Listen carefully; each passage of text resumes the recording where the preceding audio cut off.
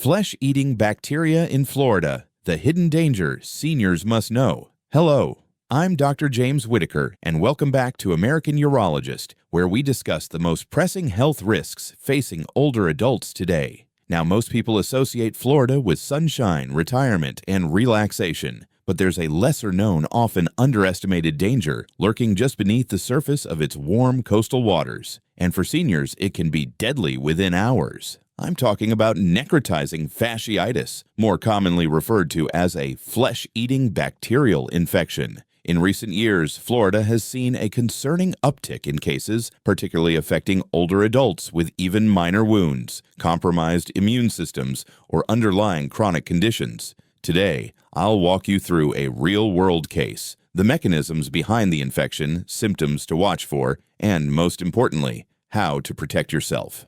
Part 1. Case Introduction. What happened to Mr. Thompson? Let me begin with a case I consulted on in early August 2023, involving a 72-year-old retired school principal named Edward Thompson. Edward was in good general health. He had controlled type 2 diabetes, walked daily, and had recently relocated to Sarasota with his wife to enjoy their retirement. One afternoon, he and his grandson went for a quick dip in a calm, brackish canal behind their neighborhood. The only visible injury Edward had was a small scratch on his ankle from trimming his hedges earlier that morning. It hadn't even broken the skin fully. By the following evening, he had a high-grade fever, swelling around his leg, and intense, radiating pain far exceeding what you'd expect from such a superficial wound. Within 36 hours, he was in the ICU on a ventilator with multiple organ involvement. The diagnosis? Necrotizing fasciitis caused by Vibrio vulnificus, a fast-spreading, saltwater-dwelling bacterium known to cause severe soft tissue infections.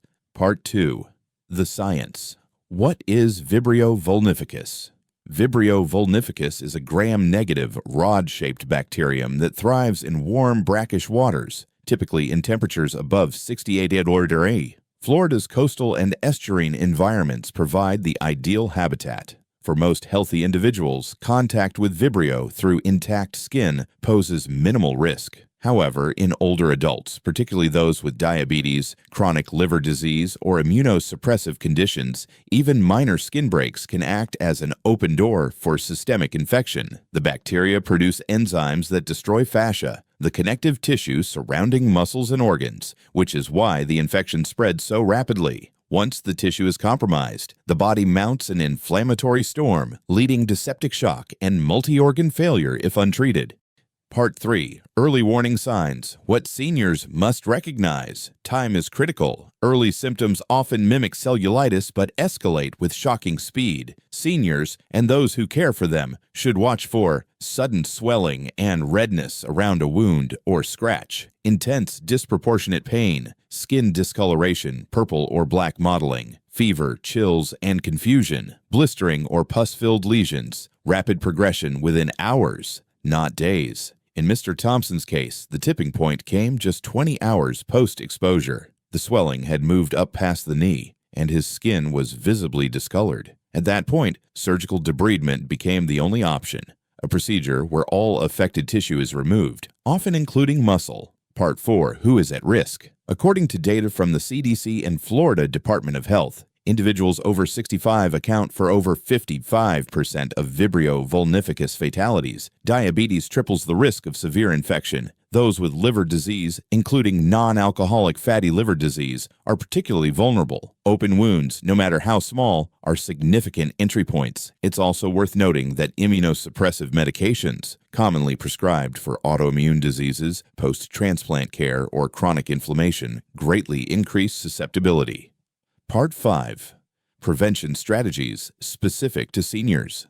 The good news is that necrotizing fasciitis, while deadly, is preventable with careful hygiene and behavior modification, especially in retirement communities or coastal regions. Recommended precautions for older adults. Avoid wading or swimming in natural Florida waters, particularly in summer if you have any open cuts, ulcers, insect bites, or skin tears. Use waterproof bandages to completely cover wounds if contact with water is unavoidable. Wear water shoes or rubber boots when gardening near brackish canals or saltwater environments. Seek immediate care if you develop swelling, pain, or fever within 24-48 hours of exposure. Ensure tetanus and wound care protocols are updated and reviewed annually, especially in diabetic or immunocompromised patients. Part 6. What happened to Mr. Thompson? Edward survived, but not without consequence. He underwent 3 surgical debridements and lost a portion of his lower leg. Rehabilitation took months. His case stands as a sobering reminder of how something as innocent as a shallow scratch can lead to life-threatening complications when waterborne pathogens are involved, especially in vulnerable age groups. His wife later told me, "I wish we'd known. I would have stopped him from going near that water." And that's precisely why we share these stories. Necrotizing fasciitis is rare but unforgiving. For seniors, especially those in Florida or other coastal regions, the risk is real and rising due to warming waters and increased bacterial presence. I urge every viewer over the age of 60 to treat skin care and wound hygiene with the same seriousness as heart health or blood sugar. Prevention isn't just about what you eat. It's about what you expose yourself to and how quickly you act when something feels wrong. If this message helped you or someone you care about, please share it. These are the things we don't hear about until it's too late. This is Dr. James Whitaker, and I'll see you next time, right here on American Urologist.